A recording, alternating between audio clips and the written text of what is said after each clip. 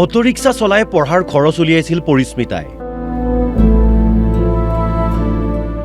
আনে যোৱা বাটেৰে নোযোৱা লখিমপুৰৰ ছোৱালীজনী। এয়া লখিমপুৰৰ ৰাজখোৱা গাঁৱৰ পৰিস্মিতা ৰাজখোৱা। পৰিস্মিতাৰ দেউতাক এজন গাড়ী চালক। পঢ়াৰ সমান্তৰালকৈ সময় উলিয়াই অটো চলাই উলিয়াইছিল পঢ়াৰ খৰচ। ঘৰৰ ডাঙৰ বুলি কিছুমান দায়িত্ব থাকে আৰু লগতে পাপা হৈছে এজন ড্ৰাইভাৰ। লগতে মোৰ নিজৰ প্ৰয়োজনীয়খিনি মই কেনেকৈ নোখোজাকৈ নিজে পূৰণ কৰিব পাৰোঁ সেইটো ভাবোঁ। উচ্চতৰ মাধ্যমিক চূড়ান্ত পৰীক্ষাত প্ৰথম বিভাগত উত্তীৰ্ণ হোৱা পৰিস্মিতাই ভৱিষ্যতে সেনাবাহিনীত যোগদান কৰিব বিচাৰে। পৰৱৰ্তী সময়ত মই ডিগ্ৰীটো পঢ়িম বুলি ভাবিছোঁ। তাৰপিছত ডিফেন্সৰ কাৰণে অলপ প্ৰিপেৰেশ্যন কৰিম বুলি ভাবিছোঁ। পিতৃ মাতৃহীন শিৱসাগৰৰ নামটিৰ পৰিস্মিতা। ডিষ্টিংশ্যন পাই উত্তীৰ্ণ হ'ল পৰিস্মিতা গগৈ। শিৱসাগৰৰ নামটি চাৰিআলিৰ গণক গাঁৱৰ পৰিস্মিতাই 6 বছৰ পূৰ্বে হেৰুৱাইছিল মাতৃক। 6 মাহৰ পূৰ্বে হেৰুৱালে পিতৃক। আত্মীয়ৰ তত্বাৱধানত পঢ়া শুনা কৰি সুখ্যাতিৰে উত্তীৰ্ণ হ'ল প্ৰয়াত পদ্ম গগৈ আৰু প্ৰয়াত গীতিমণি গগৈৰ জ্যেষ্ঠ কন্যা পৰিস্মিতা। মই সকলোকে ধন্যবাদ যাচিছোঁ। সকলোৱে মোক সহায় কৰিছে, বিশেষকৈ মোৰ আপাই মোক বহুত সহায় কৰিছে। কাৰণ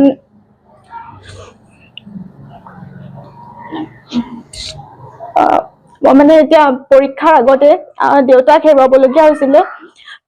তাৰ আগতে মই 6 বছৰৰ আগত মাক হেৰুৱাইছিলোঁ। সেইকাৰণে এতিয়া আপাৰ লগতে এনেকৈ আছোঁ। আৰু স্কুলৰ মই সকলোকে ধন্যবাদ কৰিম।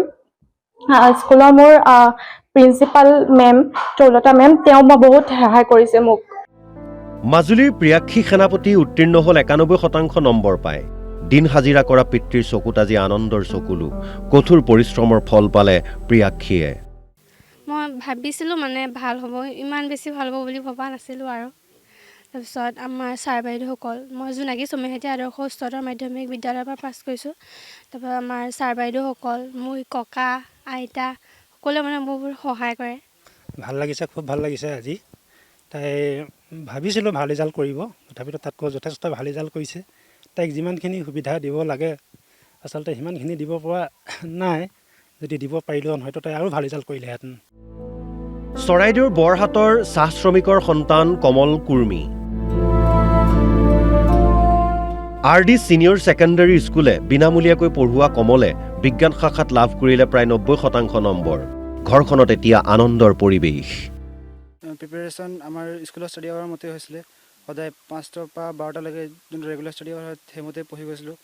এক্সামৰ ওচৰা-ওচৰি সেই অলপ দিনৰ সময়তো পঢ়িব লগা হৈছিলে, যাতে এক্সাম কেনেবাকৈ বেয়া হৈ নাযায়, সেইমতে আগবাঢ়ি গৈছিলোঁ। চিলাপথাৰৰ সংগীতা চুতীয়াৰ পিতৃয়ে কৰে দিন হাজিৰা। নিজৰ পঢ়াৰ খৰচ উলিয়াবলৈ সংগীতাই ওচৰৰ শিশুসকলক টিউচন কৰিছিল। কষ্টৰ ফল পালে সংগীতাই 90% নম্বৰ পাই উত্তীৰ্ণ হ'ল। তেওঁ অনুভৱ কৰা নাছিলোঁ আচলতে মোৰ যে কিবা এটা নাই, আৰু মোৰ মা দেউতাই মোক হ'ব দিয়া নাছিলে।